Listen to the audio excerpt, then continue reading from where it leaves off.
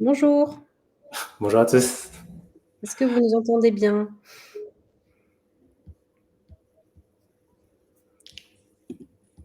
Je ne sais pas s'ils ont la possibilité de faire des commentaires. Ah, il y a Sabrina, c'est bon. Bonjour Sabrina. Super, on tâtonne, c'est notre premier webinaire, du coup on découvre un peu l'outil. Euh, mais ça va bientôt commencer. Ah bonjour, ok c'est cool, on n'est pas tout seul, ça fait plaisir. On Mhm. va faire un live. Ouais, Bonjour, ouais. Ok, bonjour à tous. Bon, je pense qu'on peut commencer. ça marche. Je pense que après les gens veulent manger. Du coup, bienvenue à tous sur ce premier webinaire qui s'appelle Obtiens ta certification Calliope avec Margot, spécialiste dans l'accompagnement Calliope qui va se présenter plus en détail. Du coup, pour me présenter, je suis Philippe de Pratico. Euh, donc voilà, je suis le, le fondateur de l'outil qu'on va utiliser, qui va tout simplement servir de support lors de ce webinaire. Assez parlé de moi, je pense qu'on va commencer à parler du sujet qui vous intéresse, c'est obtenir la certification Calliope. Du coup, je suis avec Margot. Du coup, Margot, qui es-tu? Alors, moi, je suis du coup consultante de formation, donc j'accompagne à préparer la certification Calliope pour les formateurs et je suis aussi consultante tech puisqu'aujourd'hui, j'ai aussi mon propre organisme de formation dans la tech, donc on fait essentiellement de la formation IA et la formation blockchain. Ok. Voilà, donc j'ai les 2 casquettes, de la formation et de la tech et aujourd'hui, je fais soit de l'accompagnement individualisé, donc pour Calliope, soit forcément la formation, elle se fait en collectif. On a souvent, surtout de la demande, en entreprise, donc on forme les entreprises, dans l'IA et dans la blockchain. Ok, super. Voilà. Et comment tu es arrivé à, à, à À faire être ça? consultant de formation, ouais, faire ça? Alors, bon, j'ai pas toujours été là-dedans, ça fait quand même 9 ans que je suis formatrice, donc essentiellement dans le domaine, du digital, bureautique, diverses, compétences transversales dans le digital et de fil en aiguille, il y a 4 ans, j'ai fait une formation pour être, chef de projet digital parce que la gestion de projet m'intéressait beaucoup et j'ai eu l'occasion de travailler pour un organisme de formation. Donc étant moi-même, formatrice aussi, ça me permettait aussi de connaître un petit peu les coulisses de l'organisme de formation sur le côté gestion de projet donc du coup, je suis devenue naturellement consultante de formation et je me suis formée à Calliope et j'ai décidé d'accompagner les formateurs dans Calliope aussi. Voilà, puisque j'aime bien les process. Je pense qu'il faut aimer, l'administratif et les process pour accompagner dans Calliope, mais c'est quelque chose qui m'intéressait bien, donc je me suis lancée là-dedans il y a 4 ans. Ça marche. Bah, heureusement qu'il y en a des gens comme ça. Des spécimens comme nous. Exactement, il en faut. Ok, super.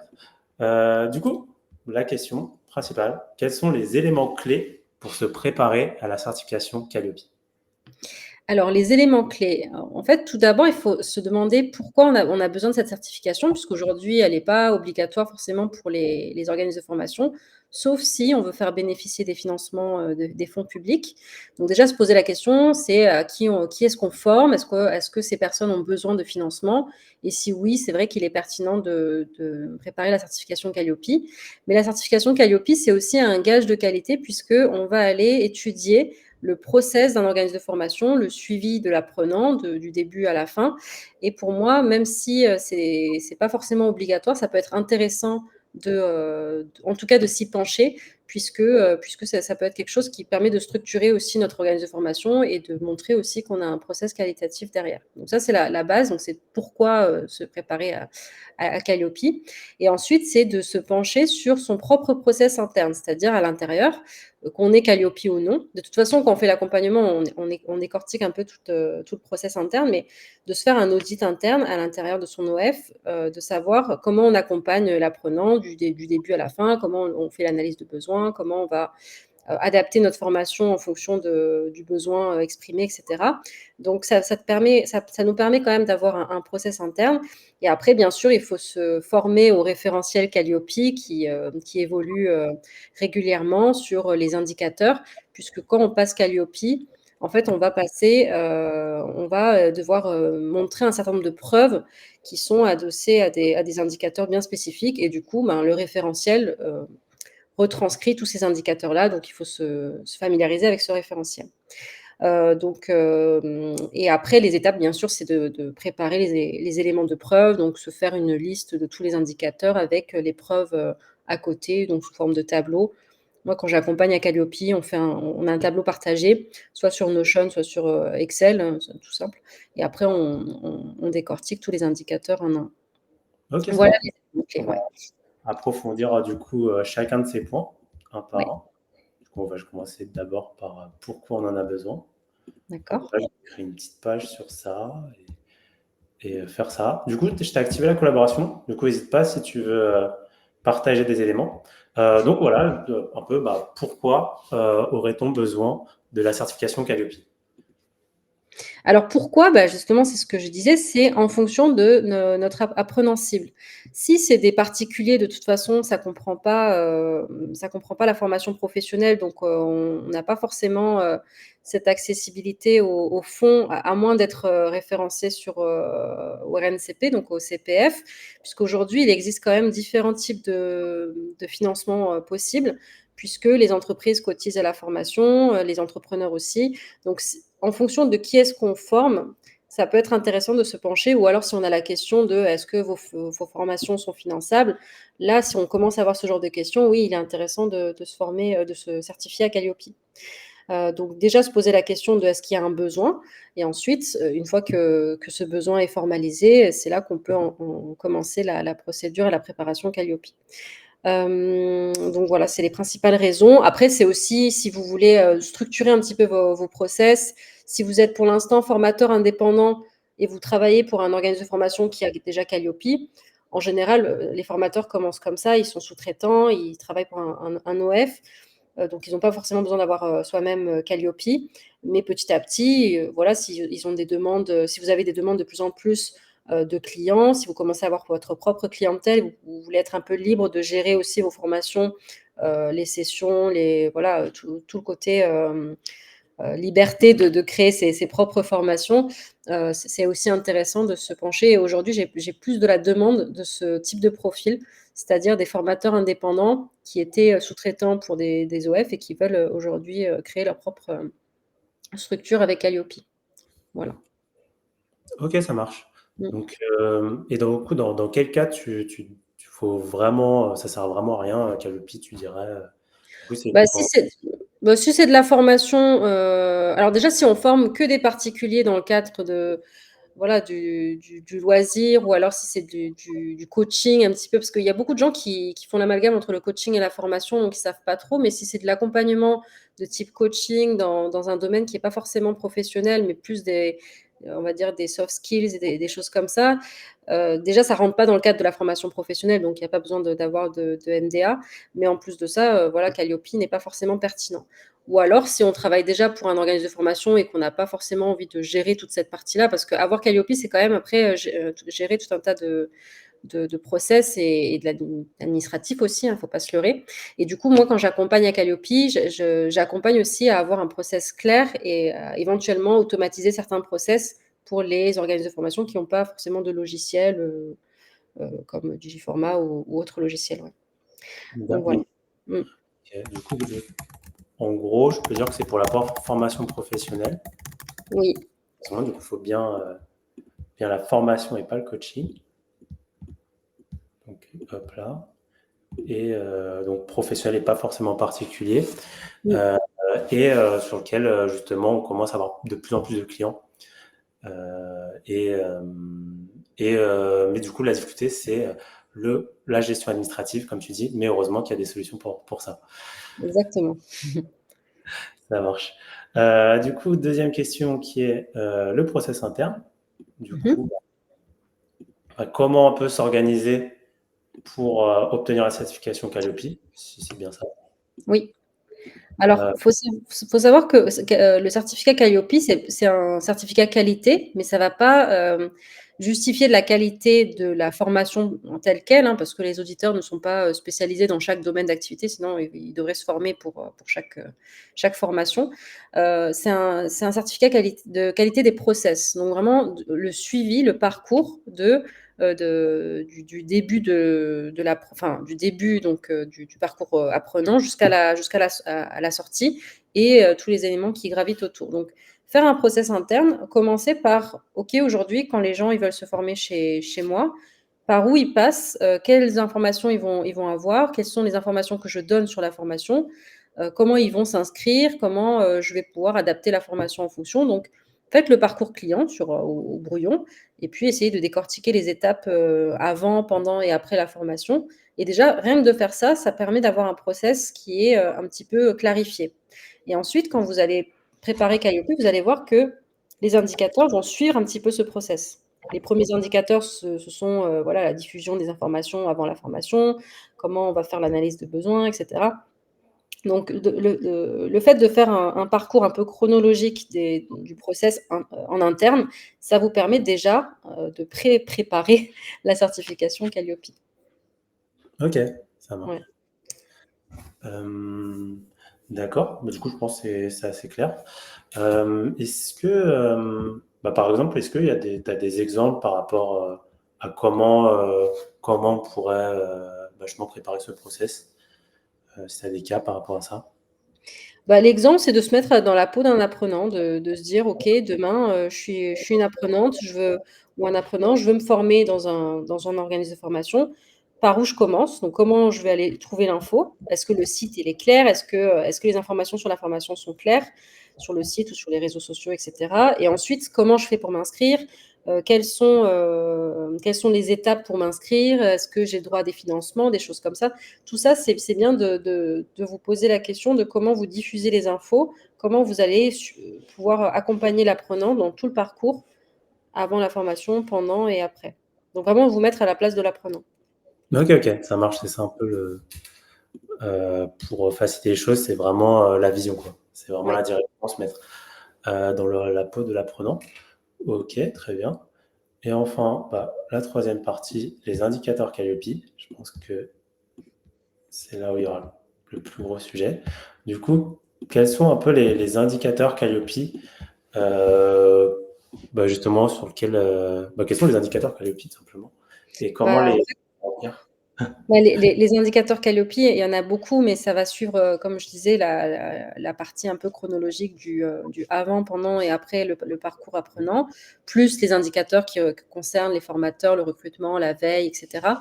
Mais aujourd'hui, pensez à tout tracer, avant même de préparer la certification Calliope, de tout tracer, c'est-à-dire, à la moindre session, donc de faire bien émarger, d'envoyer, les supports, par mail. Parce qu'il y a bien souvent des choses qu'on fait des fois à l'oral. Moi-même, il y a des analyses de besoins que je faisais pas forcément de façon tracée à l'oral ou, en direct puisque c'était des gens que je connaissais et cetera et en fait pour Calliope, il faut des preuves donc mettez-vous déjà dans l'habitude de tracer un petit peu tout ça et puis ensuite quand vous préparerez Calliope, vous allez voir que tous ces documents-là vont vous servir. Ok, ça marche. Du coup, tu disais que c'est un peu autant il y a se mettre dans la peau de dans l'apprenant, du coup des indicateurs par rapport à l'apprenant, mais aussi par rapport au formateur et par rapport à quoi d'autre? Par rapport aux sous-traitants si vous en avez, par Ok, rapport au fait de voilà, de la montée en compétences de vous-même et de vos formateurs. Il y a un indicateur sur ça, le fait de faire de la veille aussi sur la formation professionnelle puisque c'est un secteur qui évolue. On est quand même à la version 9 du référentiel Calliope, alors que Calliope, c'est quand même assez récent, dans l'histoire de la formation professionnelle. Après suite à la réforme quand même de 2018. Bon, ça fait quand même 7 ans, mais on a quand même des versions qui sortent régulièrement. Donc se former, continuellement dessus, de vous intéresser au contexte de la formation professionnelle. La formation professionnelle est réglementée en France. On a accès à des droits en formation, donc du coup, tout ça est réglementé et il faut quand même, en tant que formateur, avoir un peu un nez dedans, même si c'est pas quelque chose qui vous attire.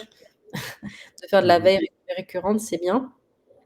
Toujours être à l'écoute, toujours être, dans une démarche d'amélioration continue et Calliope, ça reste un certificat qualité donc voilà, c'est aussi ce qui vous permettra de vous démarquer par rapport à d'autres personnes qui se lancent dans la formation. Sachant qu'aujourd'hui, il y a beaucoup de gens qui se lancent dans la formation alors qu'ils sont pas forcément dans le domaine de la formation à la base et du coup, pour vous démarquer, ben, c'est un plus. Ok, ça Mmh. marche. Et du coup, c'est quoi un peu tu penses, généralement, il y a besoin de combien Est-ce que tu as un peu, à peu près, il y a combien de preuves qu'il faut revenir pour obtenir sa certification Calliope? Tout dépend puisque déjà sur les 32 indicateurs, tous ne nous concernent pas forcément puisqu'il y en a qui sont spécifiques au CFA ou à la certification pro. Mais il y a des fois plusieurs documents pour un seul indicateur et des fois un document qui va, englober plusieurs indicateurs. Donc il n'y a pas de nombre, on va dire, ça peut être très bien, 10 ou 20 ou 40 selon si on a des logiciels, si il y en a, ils font de la formation en ligne, donc tout est sur des logiciels, externes, donc il y a moins besoin de documents que, quelqu'un qui fait tout en présentiel, tout en papier, enfin, donc il y a pas vraiment de chiffres précis. Mais il faut savoir que oui, pour chaque indicateur, il faut au moins un ou plusieurs documents, voire, quelque chose, qui est, traçable, quoi. Ou un mail ou voilà. Ça marche. Bah, parfois, c'est-à-dire qu'un document peut servir plusieurs indicateurs, du coup. Oui, oui. OK. Il y a des indicateurs qui se complètent et qui sont un peu ensemble et donc du coup, il y a un document qui peut faire 1, 2, 3 indicateurs et qui peuvent se reprendre pour d'autres indicateurs et vice versa, ouais. Mmh.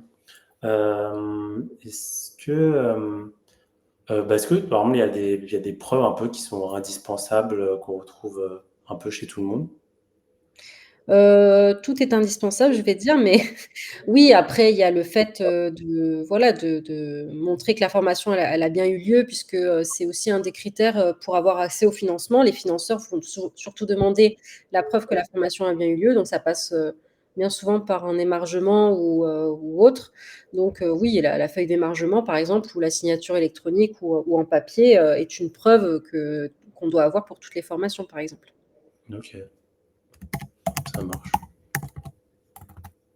Heu, top. Je sais pas s'il y en a d'autres, peut-être, si tu un top 3, top 4, 5, je sais pas. Des indicateurs? Ouais, Pour moi, non, pareil, ils sont peut-être tous pas. importants, donc non, après une fois qu'on a passé le alors, ce qu'il faut savoir aussi, c'est que, Calliope, c'est un certificat qui est renouvelé tous les 3 ans avec, entre chaque cycle, un audit de surveillance.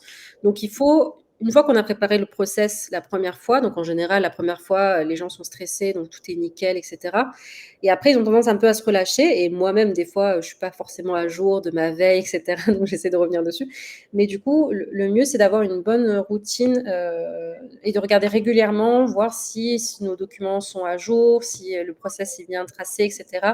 Pour qu'à chaque renouvellement, on ne regalère pas à tout repréparer, etc. OK, ça marche. Avoir une routine, Calliope, en gros. Routine Calliope, voilà, ne serait-ce qu'une fois par an. Alors moi, quand j'accompagne mes clients, je les relance tous les ans, on fait un petit point, et cetera. Mais si vous le préparez vous-même ou si vous êtes fait accompagner par quelqu'un d'autre, essayez de garder ce petit, une fois par an, rechecker et cetera, tout le process, ouais. Ouais, je vois totalement. Mmh. Bah, je suis pas Calliope, mais je connais, ça fait écho par rapport à la compta. Généralement, la compta, bah, c'est horrible de réunir toutes ces factures, en Mmh. rush, quand le comptable demande. Du coup, plutôt le faire un peu au fil de l'eau, genre se mettre donner un moment peut-être, Mmh mh. toi, tu conseilles quoi à peu près de voir ça une fois par semaine? Une fois par semaine, non, c'est beaucoup trop. Je pense une fois, voilà, ou une fois tous les 6 mois, une fois par an, vraiment si c'est des gros trucs. Pour la compta, oui, un peu plus souvent. Moi, je fais ma compta, tous les mois, par exemple, Mmh. parce que aujourd'hui, j'ai 2 entreprises, donc je suis obligée de faire enfin, la micro, bon, c'est rapide parce que j'ai pas non plus, 15 000 clients, mais du coup, je fais un petit peu les 2 tous les mois, ouais. OK, ça Ouais. marche. Et toi, tu parlais d'automatisation Calliope. Oui. Comment ça marche? Aujourd'hui, les clients que j'accompagne sur l'automatisation Calliope, c'est bien souvent des clients qui n'ont pas forcément de logiciel, enfin, de formation. Donc aujourd'hui, les logiciels de formation permettent de créer directement les conventions, les convocations, les émargements et cetera en fonction du profil client et ça évite de tout retaper à la main et cetera. Moi, je permets d'automatiser ça. On peut automatiser une partie de la veille, on peut automatiser les relances, les mails et cetera. Et après, pour ceux qui veulent automatiser encore autre chose sur la communication, sur les réseaux sociaux, les choses comme ça, on peut aussi automatiser des choses. Donc, c'est une option que je propose en plus de mon accompagnement. Donc, j'ai mon accompagnement standard Calliope et mon accompagnement plus automatisation. OK, ça marche. Bah, justement, peut-être qu'on peut, transitionner un peu sur, tes actus.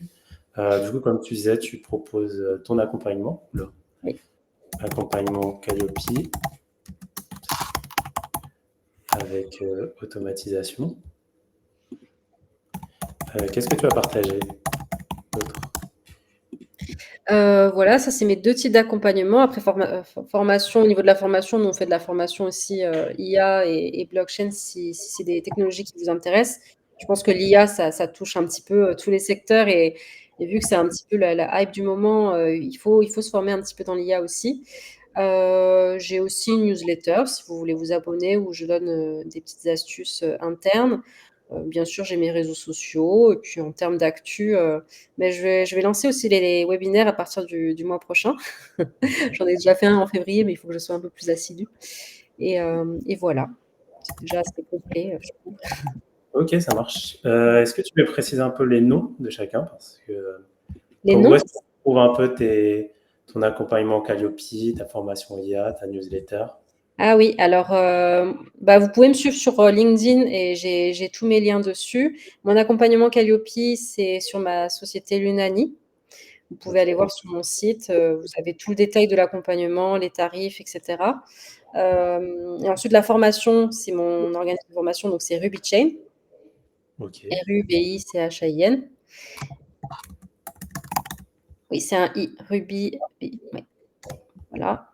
Et puis après, sur mes réseaux sociaux, donc LinkedIn, Insta, Facebook essentiellement. ok, ça marche. Et c'est quoi les tags? Enfin, pour Ah, LinkedIn, c'est pour mon voir. nom, prénom. Margot, plus loin, Jung. Il n'y a pas un... Ah si, Margot.Jung, oui, sur Insta. Et il y a Facebook aussi? Facebook, c'est pareil, Margot Jean. Après Facebook, je suis plus dans les groupes, je suis moins forcément active sur ma page, mais Ok, ça marche. Et newsletter, c'est où? C'est sur le Nani? oui, sur Lunadi, il y a un lien pour Ok, inscrire. ça marche. Robichine, c'est quoi? C'est plutôt du violet, c'est ça? C'est vert. Ah bon, c'est désolé. C'est pas grave. Pas toutes les couleurs, donc ça va. C'est vrai que ça Euh, a l'air bien pratique, Pratico. ouais, tu peux, n'hésite pas si tu veux ajouter des éléments. Peut-être si tu veux ajouter des visuels sur ton site ou quoi, n'hésite pas. Ouais et puis même je pense que mon webinaire, je pourrais me servir de Pratico en vrai. Ouais, bah, avec plaisir, n'hésite pas. Bah, très bien. Et d'ailleurs, peut-être je fais un peu le pont. Je t'ai déjà présenté un peu Pratico. Euh, Avec Pratico, tu penses qu'on peut remplir certains éléments de certains indicateurs Calliope? Bah, je sais que tu permets de faire émarger déjà, donc ça, Mhm. c'est déjà un très bon élément. Après, je sais pas s'il y a la possibilité de créer un espace, par session ou par, participant, mais qu'il y ait une traçabilité au niveau des sessions de cours, des choses comme ça. Mais ça peut être aussi intéressant et après forcément pour le côté un peu, innovation technologique, le côté ludique, la gamification, tout ça, ça peut être bien, intéressant aussi, mais ça, c'est plus pour en tant qu'organisme de formation, c'est pas forcément en tant que Calliope, mais ouais, je pense qu'il y a quelques indicateurs qui peuvent être cochés, avec Pratico. Faudrait qu'on voit en détail tout ce qu'on peut faire. Ouais, totalement. Bah, en gros, ce qu'on peut faire, c'est aussi tout ce qui est quiz et sondage, Oui, euh, qui permet aussi de. oui, il y a toute une série, enfin une série. Il y a des indicateurs qui concernent le feedback, qui concernent les sondages et cetera, donc ça peut être intéressant. Résultats de quiz et sondages, indicateurs 11 et 30, donc ça peut être, je les connais par cœur, c'est pour ça. Ça marche. Bah, Ouais. t'es une pro. T'es une expert dessus. Super. Je sais pas si dans le chat vous avez des questions. Euh, Je crois qu'ils sont un petit peu en décalé, j'ai l'impression sur LinkedIn. ok. Je suis en train de regarder sur LinkedIn, c'est un petit peu en décalé, mais n'hésitez pas si vous avez des questions, on peut rester, encore quelques Ouais, minutes. on a 5 petites minutes encore. Que ce soit sur les différents éléments, entre le contexte, l'audit ou les différents indicateurs. Vas-y, personne. Là, je regarde sur LinkedIn, c'est au moment où tu parles des preuves. Il y a un petit décalage de 5 minutes, en fait. Je pensais pas. Ok.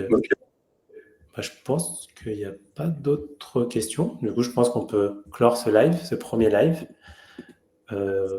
Merci à toi, Margot, pour ton intervention. Merci de m'avoir invité. Donc, on va enregistrer tout ça dans un replay. On va aussi en faire un article que vous pouvez retrouver si, malheureusement, vous n'étiez pas dispo en direct. Bonne journée à tous. Merci à tous.